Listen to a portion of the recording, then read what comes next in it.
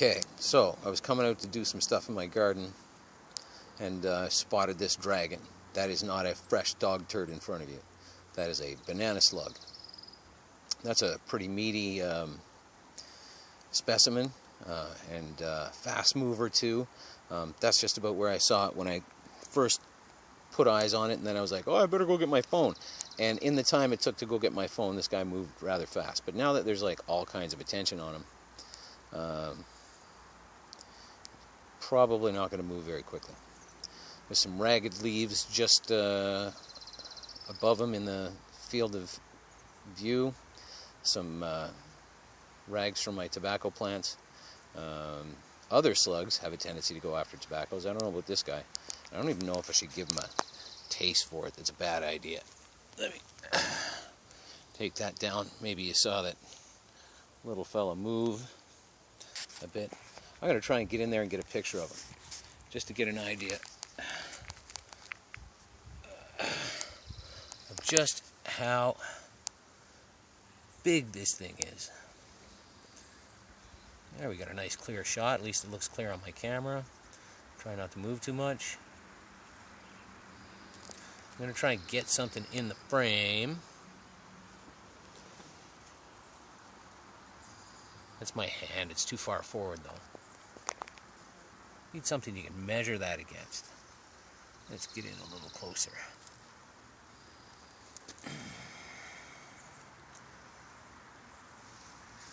Okay, so I'm going to spread my fingers out. I'm going to put them over the camera. We'll see about putting them behind. Whoops. Can I do this?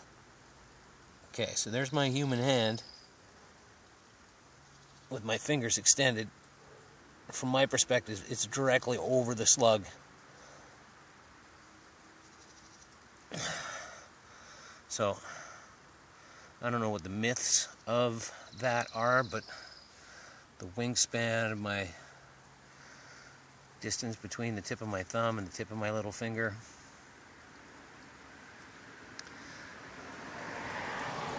that's quite a ways. And I suppose I didn't really get a shot of his face, but I've already sort of invaded his mission once today. I put him back by 2 or 3 feet, but I'm going to stand back up and get an idea of how fast that thing's moving for a thing that doesn't look like it's moving very fast. Alright, I'm going to go. Well, while I'm here, might as well do a cursory update on the garden. Step back here, I'm sort of like in that garden bed I already talked about. My thistle's taller than me now. The valerian's been taller than me for a while. Motherwort's taller than me. And the nettles, when the nettles were still standing up, they were taller than me. The comfrey got taller than me, but I had to trim some out the other day. Anyways, the joke of my week is this garden bed. When I cut it and filled it, I didn't really have plants to put in here,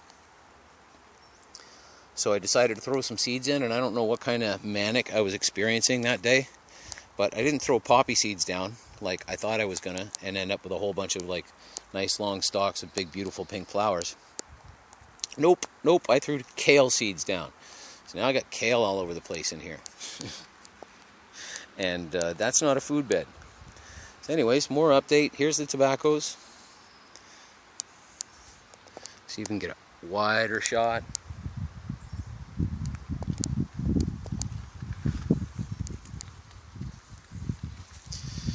Plastic paper bag is what I was working on. Let me see if I can get a long shot. There's that peony, the one that lived, and shot down the road. That little splash of orange in the distance is the... have I gotten video of that yet? Of it in its upgrowing? Maybe. Anyways, you're looking at the orange, but behind the orange is the arbutus that I was talking about in the last video. And did put out all kinds of new growth. I went back in to clean more of the ugly off of it and accidentally knocked one of the blooming heads off. So it'll take a while to recover. But those like making flowers right there. They're obviously getting enough light. I'm gonna recharge. So back to the visions. Not much going on here that is different. I harvested some mint out of that bucket, and the nasturtiums there popping off in their little house. The nasturtiums all along here are doing well. Those lavender flowers, the lavender in there is taken off rather well, and the clovers, still making lots of clovers, and a couple of flowering tobacco plants that are making flowers. One there, and one there, if you can see it. And definitely not going to spend as much time yammering on about 20 minutes worth of bullshit. Let's go look at the other stuff. This bed not taking off quite as quickly, but they'll get over it. They're doing better than some have done in other places. And this is the other nasturtium that I transplanted, and it looks ragged, but give it a week. And there, I planted kale in there. Thought it was going to be poppies. Anything new and interesting in there? The lavenders are especially pretty, and the Japanese maples are gaining height, and some of my other flowers doing well here. Let's take another look at the tobaccos as they pass on by. That paper bag in the front is some stuff I was doing when I saw the slug. Nasturtiums back here. The other end of the tobacco bed are doing just fine. One of the better transplants that I did at the wrong time of the year and with not enough care. Let's get this way. Probably not going to turn these into garden beds this year. At least not in the heat. In the fall, maybe. So, light's got to change. Can't really tell. That patty pan squash is doing remarkably well. Some nasturtiums that are fighting for space with the patty pan. There's a potato in there. And this, I thought was a potato. That's a solanum. I talked about it last time, but that's like taken right off in that space. Really likes it. And some other transplants, some peppers that were not doing well, and pulled them out of where they were, and they're not doing well here either.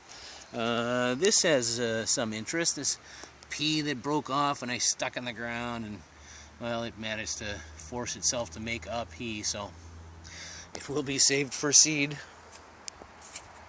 There's my hippie tobacco drying shack. Let's see if I can have a look at that. I can't tell in the screen what I'm seeing. There, now I can. So there's the tobaccos doing their thing. I only want to leave them uncovered when I have time to tend them very, very closely. But they're doing what they should be doing. And what else is going on? Not much over there. That thimbleberry is huge but not producing. And back to the garden. The nasturtiums, as always, popping up. These peppers are finally taking off. That they weren't taking off because they weren't getting enough heat, and then the nasturtiums took their light, and then I knocked the nasturtiums back and salvaged a few. That's the ones that went across the way. Motherwort is doing well, and maybe you'll see there's butterflies in the frame. We have 4 varieties of butterflies coming around now. James, if you watch this, that's that copper bowl with the bear carrying the water. It's engraved in the bottom. Well, I turned that into my water tray for the hornets and the bees and anything that wants water. There's a display right out front. What are those? These things here, these grassy looking things, Crocosmia. They make beautiful red flowers, and they did take a while to bloom. Got them well established there. Let's take a look at my magic pea stalks, which are trying to race to heaven. I keep telling them, so you're not going to make it there. Might as well just like bend over and, well, I suppose that's the wrong way to phrase that. Just lean over to the support that is available. So there's, you know, what used to be my nasturtium cluttered doorway is now still a nasturtium cluttered doorway, but this patch right there was blocked. It was keeping me from getting to all the stuff. I don't want to point the camera right at the light too much. It's my biggest girl that was in the frame. So, you know, there's a top view around the garden. My tomatoes in the corner. Let's go feature them. I don't know if you can see them in the green. There you can. Yeah. Climbing up that fence like I wanted them to. There's some pasting tomatoes and some cherry tomatoes in there. That's a Galena is her name. And there's a Maria in here. And something else. This I'm kind of proud of, but also not proud of. Not proud of making it happen, but proud of how I fixed it. Let's see if I can... There we go. Some shade on that. I was trying to tie up a brand new head on this plant, and while I was taking real care to tie up the one that I wanted to tie up, I snapped another one. And so I made that rope splint out of it, tied the piece back together so it didn't snap right off, right? It just broke. So I tied it up where it was going to stay, and then made that rope splint for it. God, that was some hard work, because that's back in a corner of my garden that I got to step over plants to get to, and it's hard to reach. Anyways, not proud of the fact that I did damage, but proud of the fact that I was able to first aid that back, and that was a week or two ago, and that looks like it's doing quite well. And one of my friends said, well, you know, the stalk's going to get bigger. I said, well, you know, that they're going to have to live off of that pressure then until the end of their life, because that rope's not coming off, I don't think. The plant will thicken up around it before. But, you know, I tried to tie tight enough to, I'm standing back here talking. I tried to tie tight enough that it did its job, but still, like, with a little bit of looseness in it, so that, you know, it's not, the rope wasn't biting into the stalk when I put it on there. What do we got? There's a bunch of peas that are going to make seeds, and storable peas. My potatoes are still flowering. Potato Park is like,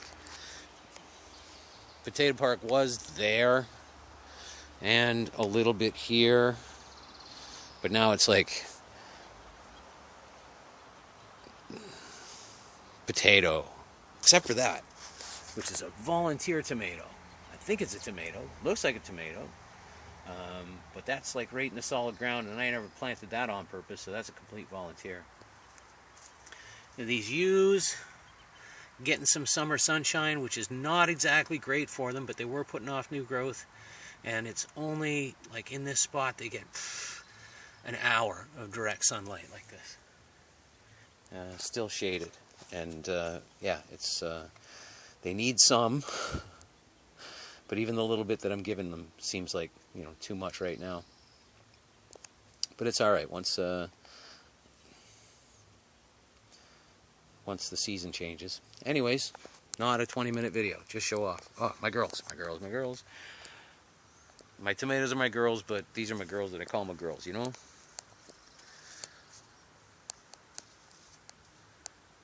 And this one, which I really should step way back, which is just barely differentiated. I'm glad she's finally showing some girlishness, because that's a 7-foot tall plant at this point.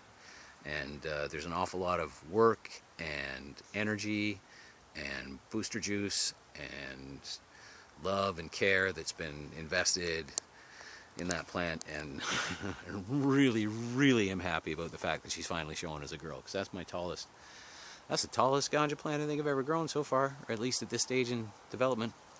Let me see, what else? Just have a look at how things are going.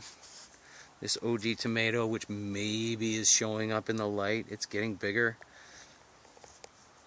This one I'm pretty happy with. This one I snuck the cage around it while it was already too big. If you could have seen it, there's a little wasp just came up and landed on my nose just long enough to give me a little kiss. And that's after, like, was it yesterday or the day before, when I was out here misting the garden. This little wasp was like flying around in the mist, and it was all beautiful and stuff. And I was all agoggle about every aspect of it. This wasp had a little drop of water, and I could see the flare of the sun and the laneway refracted in the light. And while I'm standing there all amazed at this wasp comes over and put that little magic water drop right on the back of my dry hand, so I knew it was done, and I knew it was intentional. Anyways, I wrote a story about that little one, just describing it. That was a beautiful moment. This one we're looking at here is a Principe Borghese, which I've never had in my garden before, but apparently is going to be a fat red beefeater style tomato, and it is happy. Look at the size of the stalk compared to my thumb. Look at that. That is a fat tomato, and the crown there is 4 feet tall. It's got 4 crowns plus 3 or 4 more coming up. That's a happy tomato. And then next to it, almost encroaching on the territory, but I need to move it a touch. Maybe I'll do that right now.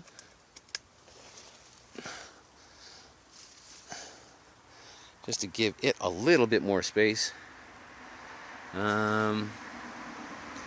What is this one? Beautiful.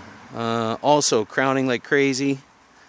And I've decided that I'm going to try as much as I can not to pinch. I have cleaned up the lower sections, the first 2 tiers, but I'm going to try not to pinch stuff off as much as possible.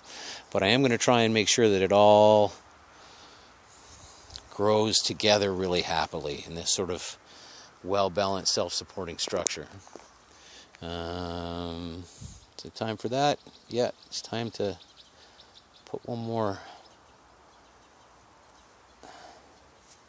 twist.